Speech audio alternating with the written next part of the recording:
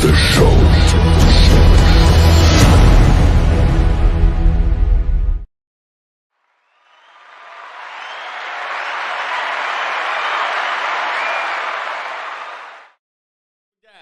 Look, I looked up Malcolm and I got excited. Hey, everybody, listen, welcome to the buffet with Tony Yarber. I'm excited to be here.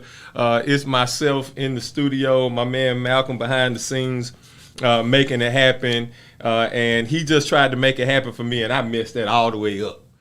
So y'all charge that to me and not the professionalism of Brother Malcolm in the back. I'm glad y'all are here. I need you to do me a quick favor. I need you to share. I need you to like. I need you to subscribe to We Believe Digital. And then I need you to help me reach my star goal. I need you to help me reach my star goal. So I need you to share. I need you to like. I need you to comment. I need you to send me stars so you can help me reach my star goal, okay? Not only that, I'm encouraging each of you, if you have a business, small business, medium-sized business, large business, and you're looking for advertisement that goes across Roku, Facebook, as well as WeBelieveDigital.com, that gives you an opportunity to showcase your business multiple times a week during peak times, as well as being a staple of this particular show. If you're looking for that opportunity, I'm looking for a flagship sponsor. I'm looking for somebody who will be an underwriter of this show. I need your help. I'm asking that you would reach out to me, 769-798-6920, or you can email me at tonyyarber@gmail.com. I need you to share. I need everybody you know to be tuning in right now. We're getting ready to talk about some stuff that I am telling you. You want your ears peeled too. I want to attempt to offer some commentary around some information that we just got yesterday from the reporting of Anthony Warren and CJ LeMaster at WLBT. And I'm going to talk about some of the things that came up in that reporting. I want to be very, very clear. I am not going to talk about this from the position that the reporting that I have is that those reportings represent a summation of the facts. All right, so I want to be clear about that.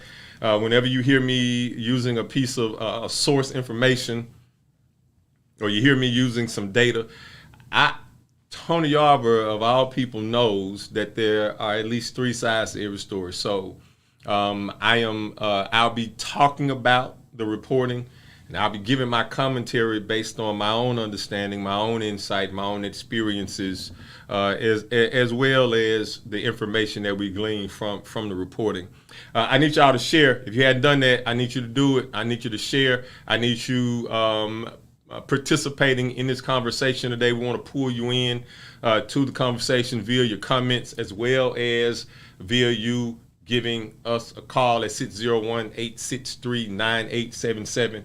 Again, 601-863-9877. You can see it scrolling across the screen. Give us a call. Want to have you engaged. Want to see what you're bringing to the table. I want to start off with this article, and I'm going to simply read how the article opens. Exclusive is the tagline. It says that emails reveal staffing shortage threaten to shut down water treatment plants with an S. Okay. The article goes on to open up. Mr. Warren and Mr. LeMaster, they say that if one email best encapsulates the staffing crisis at Jackson's water treatment plant is one from Mary Carter back in May of 2022. At the time, the city's chief water official said she no longer fulfilled her duties as deputy director. She could no longer fulfill her duties as deputy director of water operations while having to fill in as an operator at the O.B. Curtis water treatment plant. I am typically not the person who is engaged in uh, crying wolf. I am rarely ever the person who is going to tell you that something is worse than it really is. I am rarely ever going to say ouch, unless I'm at about an 8, 9, or 10 level pain. But we need to understand that the implications of this reporting, along with what we've all been experiencing over the last few months, with boil water notices, low water pressure, and all those other things, what we need to know is that this is indeed an emergency. All right. It used to be cute. It used to be funny. It used to be joke worthy to laugh about the water in Jackson. And what is wild is when we were laughing and joking about the water in Jackson, Jackson actually had the highest water quality in the state of Mississippi. And I know that it's hard to believe. And it's hard to believe because you don't understand how the entire water treatment and water distribution both work. Well, that's all right. That's why I'm here. I'm here to help you, here to educate you. First of all, we have in the city of Jackson what we know as our water treatment plant. So the way that works is that water, particularly, I'm going to speak specifically about O.B. Curtis today. O.B. Curtis is situated at the reservoir, actually in Ridgeland. It pulls water from the reservoir. At the water treatment plant, that water is then treated so that it becomes water that you can drink, okay? It becomes water that you can drink at the water treatment plant, which is where that water is tested. That water at the treatment plant is tested. That's where we get to declare that that is the highest water quality in the state. Well, the problem is when the water gets in the distribution system. When it gets in the distribution system, that's where the old pipes, all the 100 years, y'all remember 10 years or so ago, the big push was for the 1% sales tax, and we were bringing real pictures. Dan Gaillet brought a real Dan Gaillet, former public works director under Harvey Johnson's third administration. Dan Gaillet brought in a piece of pipe that was 100 years old, that was as rusty as a tin can that had been outside since the last time y'all had a family reunion. Everybody, we were able to literally see what our water was going through, and everybody voted, not everybody, but overwhelmingly, a super majority of the city voted in support of the 1% sales tax. All right. So yeah, we got the highest water quality, but the problem is in the distribution system. It's in the distribution system. Mary Carter, as we learned in this article, had been communicating these issues over time. Based on the reporting, one of the first people that we see sounding the alarm was the now Public Works Director, Mr. Marlon King. Then we see a few days later, where one of the chief engineers, Dr. Charles, Charles, don't blame me, man. Your last name slipping my mind right now. But Dr. Charles Williams gave a dire assessment to the council, to the people who are in charge. And in the midst of all of that, all of this stuff that's happening, nothing is being done. Nothing's being done. People aren't allowed to be brought into place. Nobody at this point is able to come in. And one of the biggest things that the EPA dinged them on is staffing. All right, now, I don't know who the retired person is that they wanted to bring in, but let me tell you something. At one point, there were some brothers who knew how to repair and maintain, and they had the certification and all of those things. Those men, I am more than certain, are somewhere sitting around, will be more than happy to come back as long as they're invited back, respected, and honored when they get there.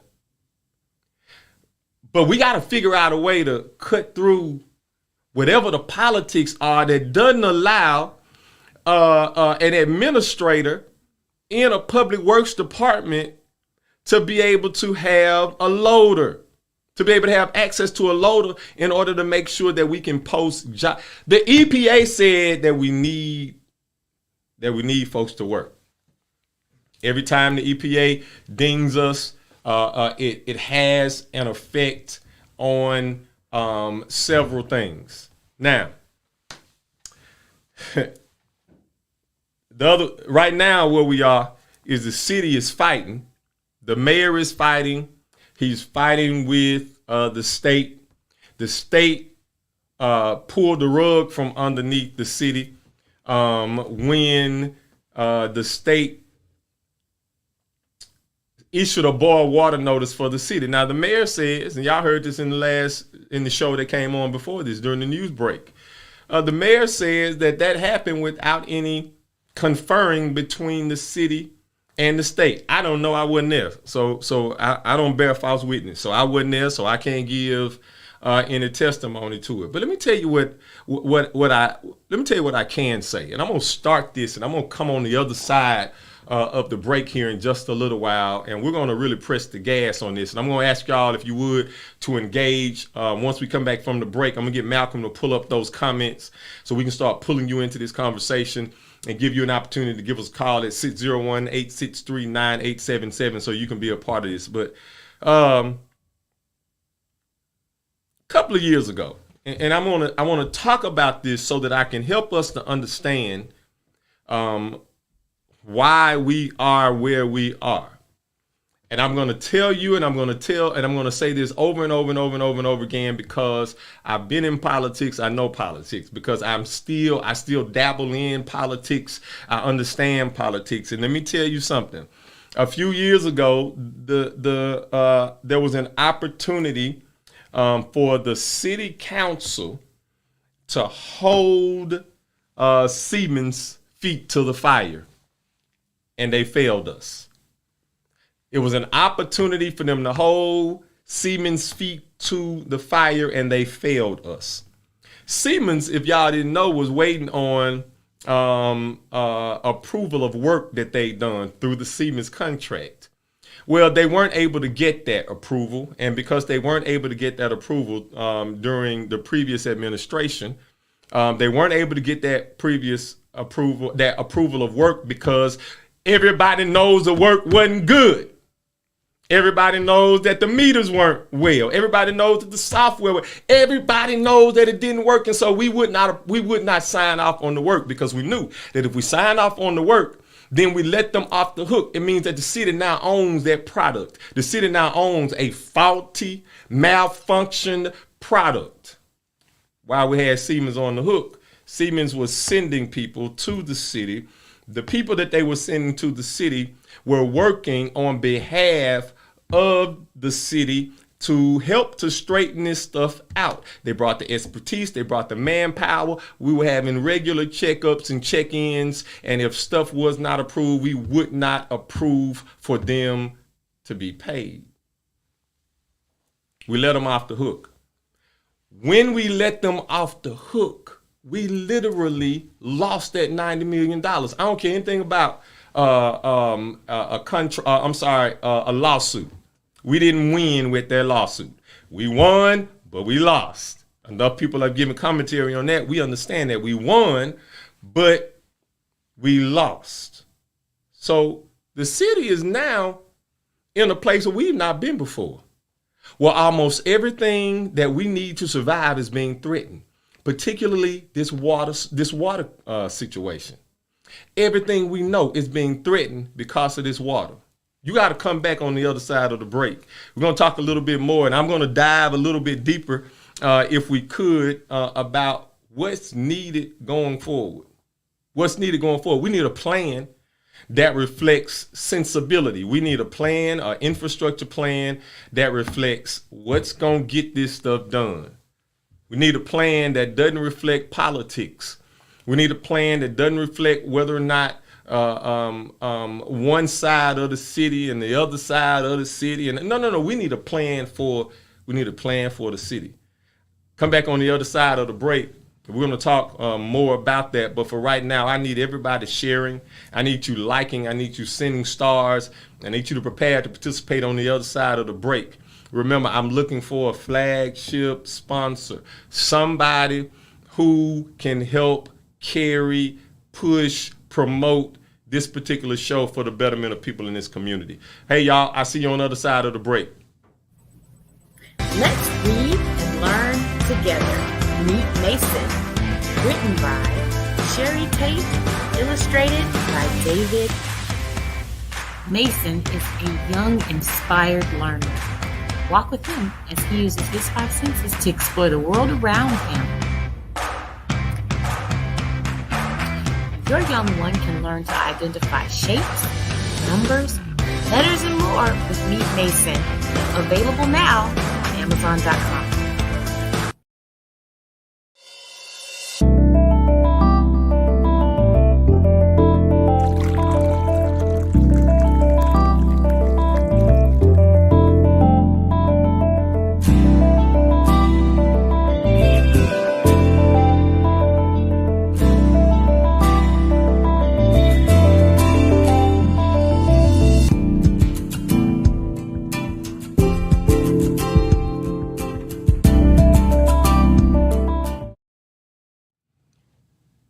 Everybody, we're back, and thank you for joining us on the buffet with Tony Yarber. Again, you have to forgive my tone and sentiment today. I wanted to be sure that the message I relayed, a message of urgency, that I relayed a message that helped us to understand that where we are as a city, as it relates particularly with our water enterprise, is we are in dire straits. Before we jump into that, again, I want to encourage you to share. I want to encourage you to like. I want to encourage you to send stars. And I want to encourage you to consider being a flagship sponsor.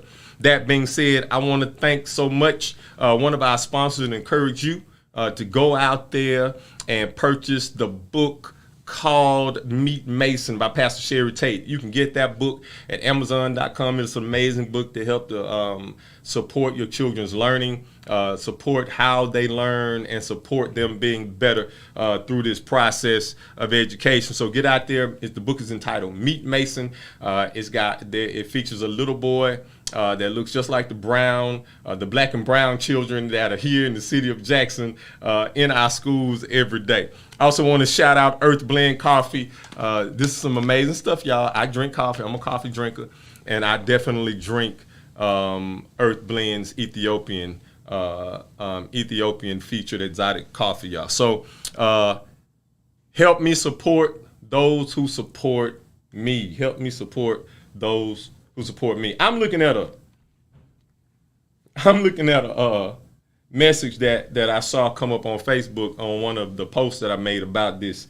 And it says, my mama said her bill was over $100 and you can't even drink the water.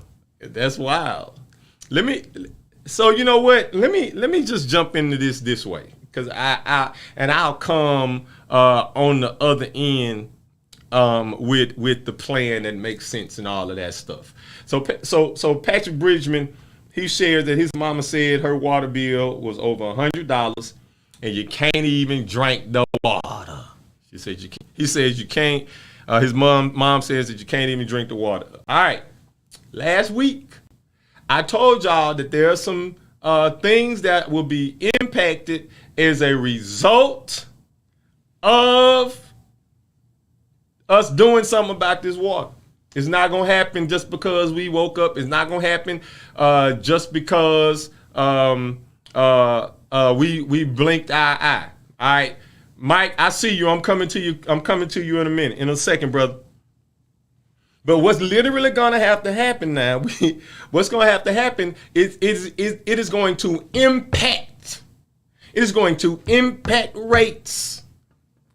Rates have to go up. I mean, the rates are going to go up, y'all. And the rates are going to go up, and you need to be prepared for that. I don't care what they tell you, because the bondholders aren't going to allow them to continue not to raise rates. And so not only, Patrick, is your mama paying $100 for water she can't drink, she's going to probably end up paying more if we don't find a smarter solution to the things that we're doing. Mike says, can or will the EPA shut down the water system? That would be a disaster. Mike, before that happens, what will likely happen is the state would likely take it over, okay? And what that would look like is the state would appoint somebody kind of like a conservator. This conservator would take the power, the authority from the elected officials in the city. So the council will no longer be voting on matters related to the water. That particular person then will have sole authority over purchasing, over how money is spent, how contracts are being created, how proposals, all of those things, and that's taken out of the hands of the elected official. Now, the city right now, and I don't know if y'all watched the show last week, but last week I said that what needs to happen is we need to consider a P3, a public-private partnership, where the city works with some kind of a company. I know I'm going to say this again. It's a whole lot of folks that don't like this kind of teaching. But let me qualify for a second. First of all, people aren't paying the water bill, okay? And people aren't paying the water bill for a lot of different reasons. So there is no real revenue being generated. The water sewer business is operating in the red. Okay? Everybody talking about garbage contract. Well, all of that stuff, the way that they know to pick up your garbage is if your water is on. That's how they know to pick up your garbage, if your water is on. So if we don't even have money to adequately repair O.B. Curtis, which the EPA said we got to do, if we don't have the money to adequately hire, train, staff, people who can do the job, we need Class A operators. The EPA said we need Class A operators at the plant all the time. Why do we need one there all the time, you think? Likely because the plant is in such bad shape, it's in crazy shambles, that somebody got to be there if something go down. No, not if. When something goes down, in order to fix it. A couple of years ago, I saw where the city was getting ready to spend $40 million on street resurfacing. $40 million. All right. We love getting streets resurfaced. We love getting streets resurfaced. But now,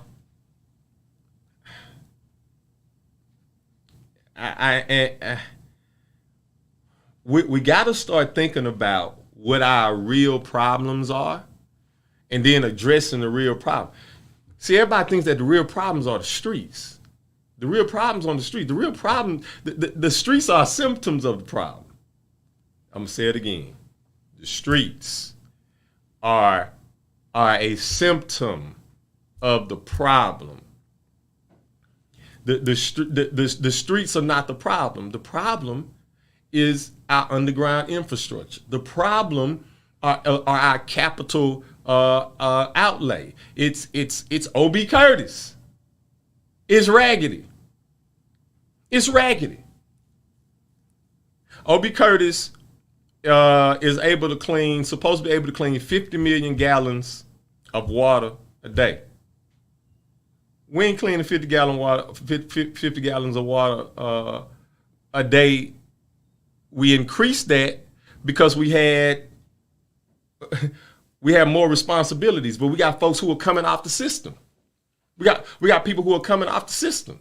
And if they're coming off the system, then who's paying for that? Where does that money go? Where does that money come from? It comes from you. I told you, rates being raised is coming.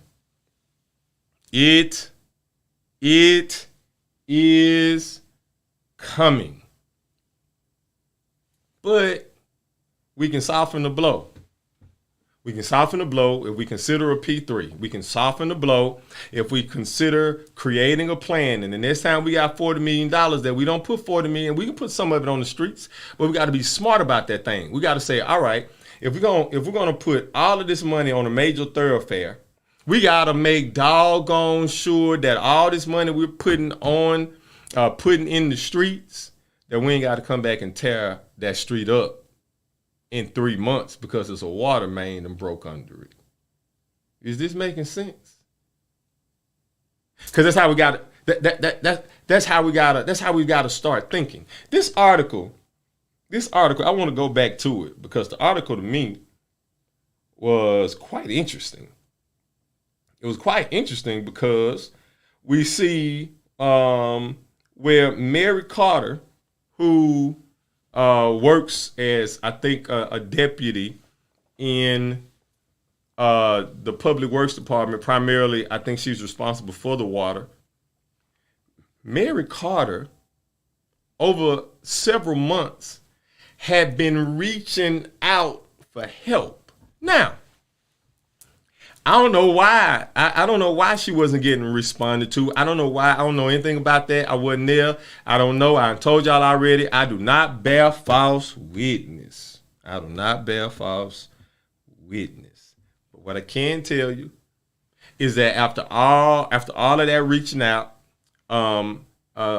somebody got tired of reaching out. Somebody got tired of reaching out, and somehow some emails got leaked. And when the emails got leaked, the worst person in the world you want to have some emails leaked around here is CJ LeMaster and Anthony Warren, because you don't want them on stuff like this. Because what they were able to uncover is that the people who are responsible for keeping us safe are not taking their job seriously. You can't be. You can't be. How? If you know the implications, how? How? The implications are serious. The implications speak to a city that could, in the next 5 years, not even be self-governed anymore. Yeah, see, it don't, because you've not seen it happen, because you don't really know much about that happening. But it seems foreign to you, and you can't even believe something like that could happen. But I am telling you, Malcolm, I'm telling you now, just as sure as I'm black and ugly, I'm telling you, Malcolm.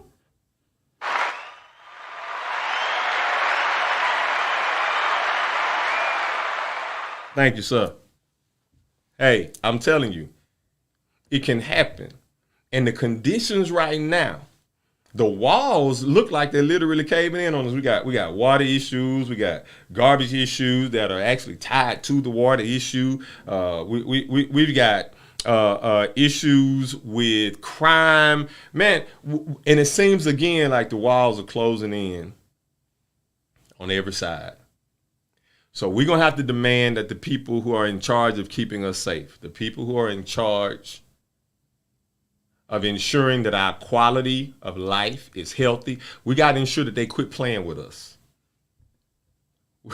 We've got to ensure that they quit playing with us. Stop posturing for your next move. Stop posturing for what you wanna for what you're trying to see done. Because this is the problem, man. The issue is that where we are, and I don't know if y'all know, but there was a poll last week. And I don't have any results to the poll, but what I do know is that one of the things that the poll asked was about the city's appetite for a female mayor. Now, the question that wasn't on there was, what is the city's appetite for a white mayor? That's the question that wasn't there. And I want you to hear me, and I want you to hear me well. And I can say this because I've been a part of the system. I've been a part of this system. Hey, y'all, folks are tired. They are tired of us. Folks are tired of us talking good, looking good, shucking and jiving good, posturing good. But at the end of the day, we're only making moves that are good for us. Somebody the other day stopped me and said, man, why y'all do it? Just steal from the city. I started laughing. I said, man, it ain't that easy to steal. It ain't that easy. I appreciate you giving us politicians credit. I said, but it ain't that easy. I said, but that ain't your problem. Your problem ain't folks stealing. Your problem is folks wasting your money. That your problem is folks fraudulently redirecting your money in areas and places that don't meet your need, meets their wants, meets their desires, takes care of the people that takes care of them, but yet you still left and stuck with what you want and what you have. I am telling you that things are changing around here. That folks are getting fed up for the leadership that they view and see that is leadership as usual. You know who that leadership as usual is? Black men. Black men. We can't even talk. We can no longer talk about Kane Ditto, what he didn't do. We can no longer talk about Dale Danks, what he didn't do. Folk are tired of black men. Now, does that mean that they're done? No, that's not what that means. But what that means is that we've got to do something right now. We got to do something right now that redeems where we are. I'm so glad that after the show last week, and I was talking about the P3s and looking at privatization, I was so glad to see not many days later that the city council had come back and now started deliberating the idea of getting an outside firm to run the water plant. We're with it. We just want to be able to drink water. I want to get more than Coke and sweet tea. I want to be able to get a fountain drink. Huh? You want that. You deserve that. That's what your hard-earned money, your taxes go to, and that's what we got to demand. Hey, I'm looking for people to support this programming. I'm looking for folks just like you who are interested in serious-minded commentary around the things that really affect us. If that's the kind of show, quality content you're looking for, come on and be a part of the buffet. The table is spread. We're just looking to see what you're bringing to the table. Want to invite you to engage and be a part of this process every Friday at 3 o'clock. Looking forward to seeing you next week. Same time, same place. God bless y'all. Let's read and learn together. Meet Mason. Written by Sherry Tate. Illustrated by David. Mason is a young, inspired learner. Walk with him as he uses his 5 senses to explore the world around him. Your young one can learn to identify shapes, numbers, letters, and more with Meet Mason.